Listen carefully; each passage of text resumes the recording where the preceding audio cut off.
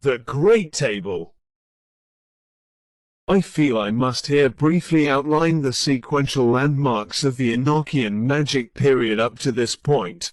The reception of the round tablet of knowledge, the beginning of the reception of the 48 calls in the angelic language, the reception of the order and earthly name of each of the 91 parts of the earth, together with its divinely given name, the tribe of Israel to which it is assigned, 89 the direction assigned to that tribe, the name of its ruling angelic king, the number of good ministers. Then came. What happened next was so remarkable that I hope I can recount what happened clearly enough for you to appreciate how remarkable it was.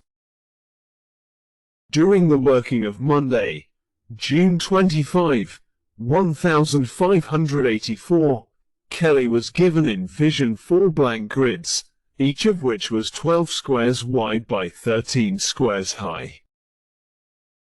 These grids were said to represent the 4 quarters of the unlettered Great Table of the vision of a few days earlier. As the vision proceeded, little pricks, or dots, began to appear in the squares.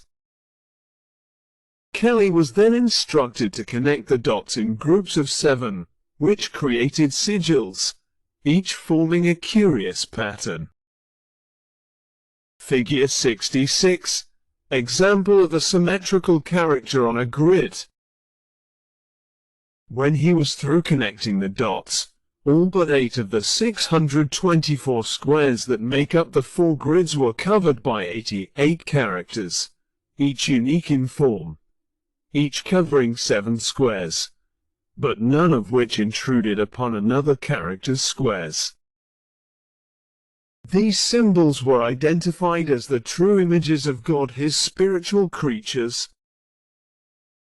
Now we know what those zigzag lines that Phil called VI in Lesson 18's Figure 63 are. They are called symmetrical characters because each one is formed from the same number of pricks, in this case, 7. When all 4 grids were filled in with letters and characters, it became clear that the characters spelled out names.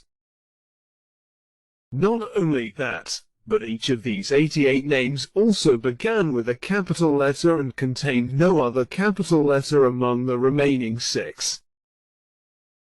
This phenomenon is in itself impressive, but it is nothing compared to what D. Kelly would learn next.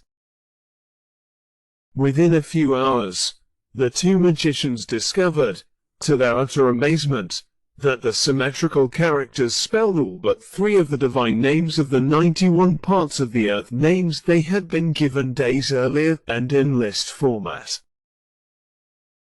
The next day the angels tidied up this array by joining the 4 12x13 grids with a central cross and turning it into one great table.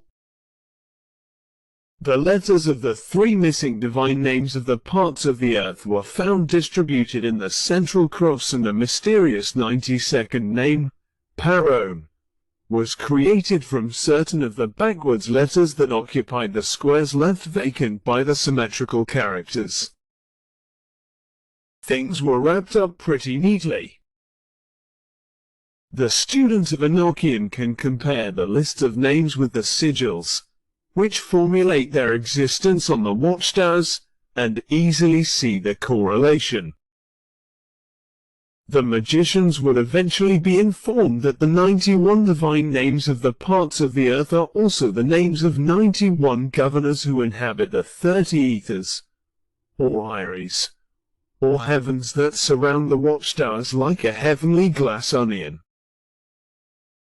We've yet to discuss the ethers because their names were among the last bits of information D. and Kelly received in their Enochian magic workings.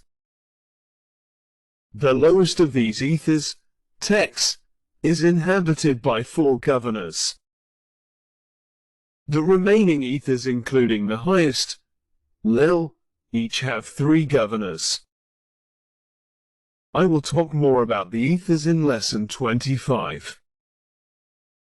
Here it is important for us to simply understand that linking the 91 parts of the earth to the 30 ethers was the Enochian way of identifying and linking all levels of divine consciousness from bottom to top.